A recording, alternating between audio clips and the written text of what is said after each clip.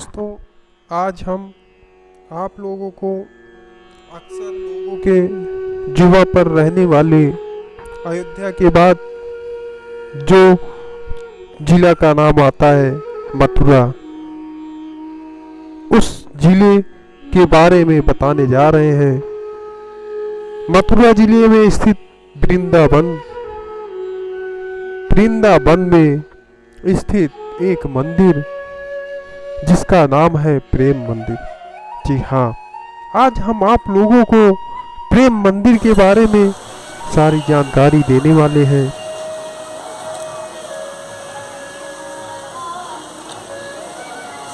यह मंदिर भारत में स्थित उत्तर प्रदेश राज्य के मथुरा जिले में स्थित वृंदावन में स्थित है। इसका निर्माण जगत गुरु श्री कृपालु जी महाराज द्वारा भगवान श्री कृष्ण और राधा के मंदिर के रूप में करवाया गया है। यह मंदिर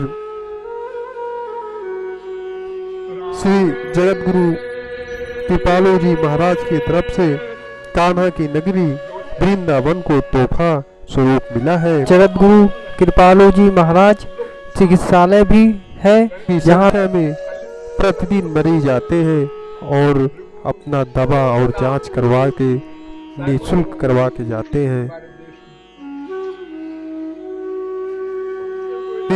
देश के लोगों के साथ विदेशों में भी फेमस है। प्रेम मंदिर में 94 कला मंडित स्तंभ है जो मंदिर की खूबसूरती में चार चांद लगा रहे हैं। इसके अलावा मंदिर की सतरंगी रोशनी भी भक्तों को बेहद आकर्षित करती है।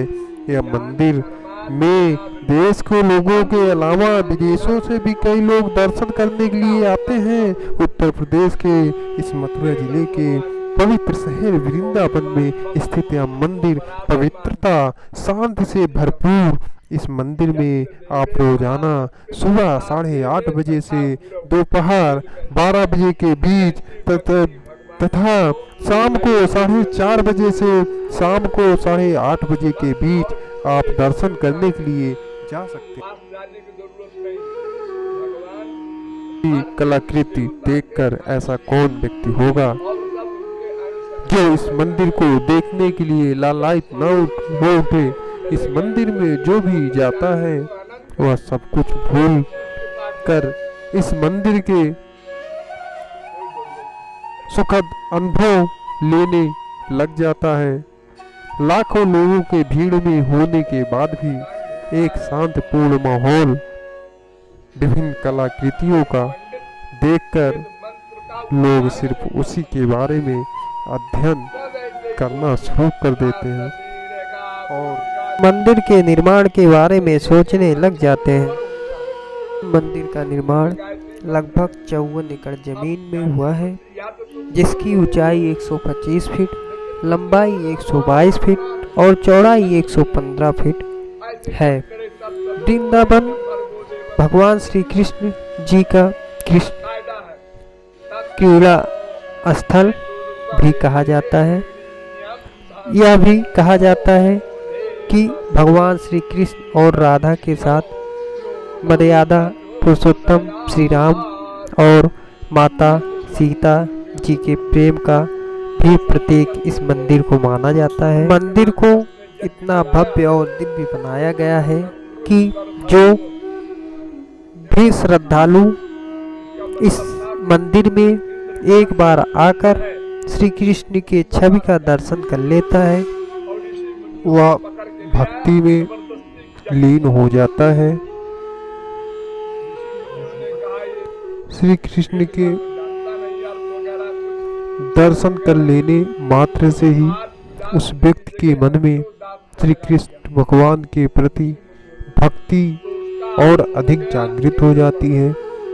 इस मंदिर के प्रांगण में श्री कृष्ण और राधा जी की लीलाओं का बेहतरीन तरीके से चित्रण किया गया है। श्री कृष्ण जी का मंचन आकृतियां भी इस प्रांगण में लगाई गई हैं, जिसको देख के लोगों के मन में बहुत सारी खुशियां और उस चीजों को देखकर सुखद अनुभव प्राप्त करते हैं। इस मंदिर के निर्माण के लिए 2001 में गुरु जी के द्वारा शुरू हुआ था और यह मंदिर लगभग 11 साल में 2012 में बनकर तैयार हुआ।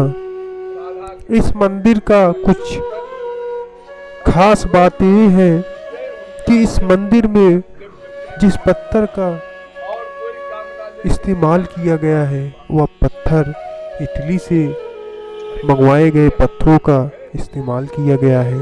मंदिर में विशेष चित्रण आप देख सकते हैं। जब श्री कृष्ण जी ने पंचनाग फन का उद्धार किया था उसका चित्रण। फिर आगे चलते हुए आप देखिए यहाँ पे इस प्रांगण को इतना अच्छे तरीके से सुसज्जित घास एवं पुष्पों से तथा वहाँ के श्री कृष्ण एवं उनके साथियों का चित्रण बाकायदे इतना अच्छे तरीके से किया गया हुआ है और घास के आकृति से कृष्ण आपको लिखा हुआ दिख रहा होगा। और यहाँ के पूरे प्रांगण में 2-3 बड़ी LCD टीवी लगी हुई है जहाँ पे आपको भजन एवं कीर्तन की आवाज़ आपके कानों में हमेशा गुंजायमान होता रहेगा। और गुरु श्री जगत गुरु कृपालु जी महाराज के द्वारा किया गया भजन तथा उनके द्वारा बताए गए उद्देश्य हमेशा आपको इन LCD टीवियों में दिखाई पड़ेगा और आप लोग उसको भी देखकर जगत गुरु कृपालु जी महाराज के बारे में भी जानकारी ले सकते हैं। और यहाँ पे विभिन्न प्रकार की आकृतियाँ श्री कृष्ण जी तथा वहाँ के निवासियों को दिखाई गई है। इस मंदिर में डेली लाखों की भीड़ एकत्रित होती है और सारे लोग यहाँ पर आकर भगवान श्री कृष्ण के दर्शन कर और सुखद माहौल का आनंद उठाते हुए पूरे प्रांगण में टहलकर देख सकते हैं। यहाँ पे कुछ किताब एवं धार्मिक पुस्तकों की दुकानें भी आपको मिलेंगी जहाँ से आप कुछ पुस्तक भी खरीद सकते हैं। और यहाँ की आकृतियाँ इतनी सुंदर और विशेष तरीके से बनाई हुई आप लोगों को दिखेंगी। आप लोग देख के ऐसा हो ही नहीं सकता कि भाव विभोर न हो जाए। यहाँ श्री कृष्ण और अर्जुन के रथ को भी दिखाई गया है। यहाँ पे हमेशा कुछ गार्ड वगैरह लगे रहते हैं जो सबके सुरक्षा और सबके सहयोग के लिए हमेशा जब तक मंदिर चलता रहता है तब तक वो आपको उस मंदिर में दिखाई पड़ेंगे और आप लोगों के हर संभव मदद करते रहेंगे। यहाँ पे कुछ पहाड़ी चित्रण भी दिखाई पड़ रहा है जहाँ पे कुछ गोपी श्री कृष्ण या उनके साथी और कुछ गाय आदि सब दिख रहे हैं। ये भी एक विचित्र चित्रण ही है। कुछ गायों को दिखाया गया है जो वहाँ पे चरते हुए या दौड़ते हुए दिख रहे हैं। पानी का एक फव्वारा बनाया गया है जो एक झरने से कम प्रदर्शित नहीं होता है। इन सारी चीज़ों को देख के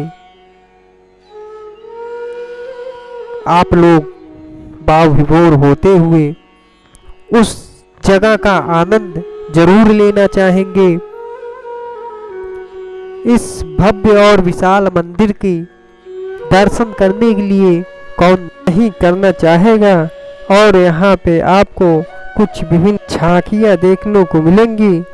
यहाँ पे आपको झांकी में स्पष्ट रूप से दिख रहा होगा श्री कृष्ण जी कुछ ग्वालों के साथ मक्खन निकाल के खा रहे हैं। दूसरे चित्रण में श्री कृष्ण जी भाग रहे हैं और यशोमती मैया उनके पीछे पीछे दौड़ रही हैं। इस प्रकार से आपको अच्छी अच्छी झांकियाँ यहाँ पे भी देखने को मिलती हैं। और दूसरी तरफ देखेंगे भगवान श्री कृष्ण जी का जब जन्म हुआ था उस समय उनके पिता और माँ उनके मामा जी के कंस के जेल में थे।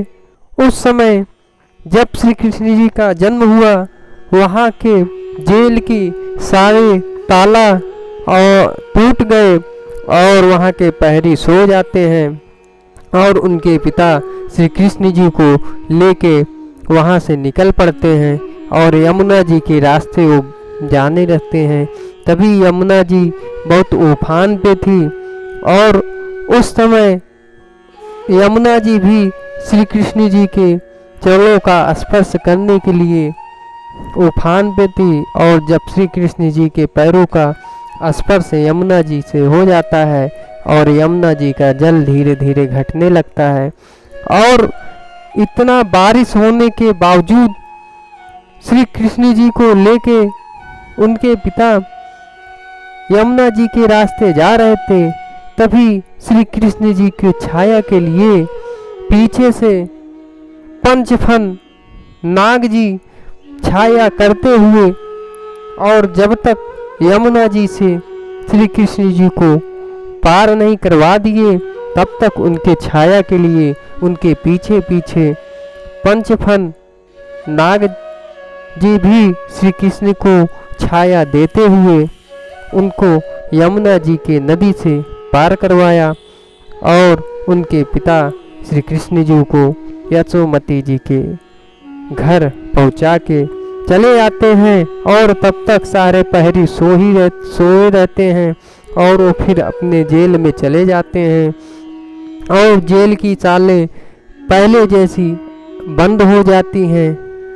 और जब सुबह कंस उठता है तो श्री कृष्ण जी के जन्म की बात को पता करता है तो उसे श्री कृष्ण जी नहीं मिलते हैं और उसे लगता है कि किस ऐसे कैसे हो सकता है, जब श्री कृष्ण जी का जन्म होना था तो कैसे लड़की उनके कोख से जन्म ले सकती है।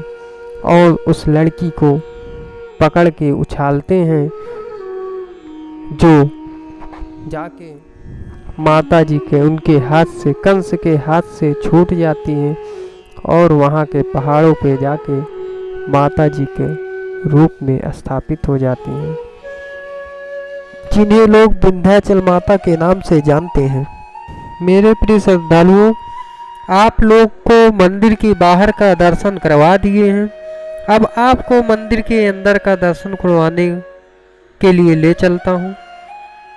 मेरे कैमरे में कुछ मंदिर के अंदर के भी दृश्य हैं जो आप लोगों को ज़रूर दिखाना चाहूँगा।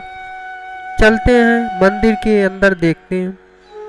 यहाँ से मंदिर का प्रवेश है, द्वार है। कुछ सीढ़ियों पे चढ़ के मंदिर के बरामदे में पहुँचते हैं। फिर मंदिर के बरामदे से अंदर घुसते हुए जाते हैं। यहाँ पे मंदिर को 2 तल में बनाया गया है और मंदिर को लाइटों से बहुत ही सुसज्जित किया गया है। तो देख के लोगों का मन खुश हो जाता है। और इस प्रकार से मंदिर के अंदर बहुत सारे दृश्य दिखाई दे रहे हैं। जी हाँ, ये दृश्य जो है वहाँ के जो गुरु हैं जिसके द्वारा इस मंदिर का निर्माण कराया गया था, गुरु श्री जगत गुरु कृपालु जी महाराज की है, जहाँ पे वो अपने भक्तों के साथ दिखाई देते हैं। ये प्रथम तल की स्थित मंदिर जिसमें श्री कृष्ण जी का मूर्ति का दर्शन होता है। यहाँ पे राधे रानी की मूर्ति का आप दर्शन कर सकते हैं तथा दूसरे तल पे श्री राम तथा माता सीता का दर्शन आपको हो सकता है। यहाँ पे आप दूसरे तल पे पुरुषोत्तम श्री राम और माता सीता जी का दर्शन कर सकते हैं तथा यहाँ का कलाकृतियों को देखकर लोग सोचने पे मजबूर हो जाते हैं कि इतना विचित्र कैसे बनाई गई होगी, और सारी कलाएं पत्थरों पर ही किया गया है। यहाँ के स्तंभ पत्थर के हैं, पूरे मंदिर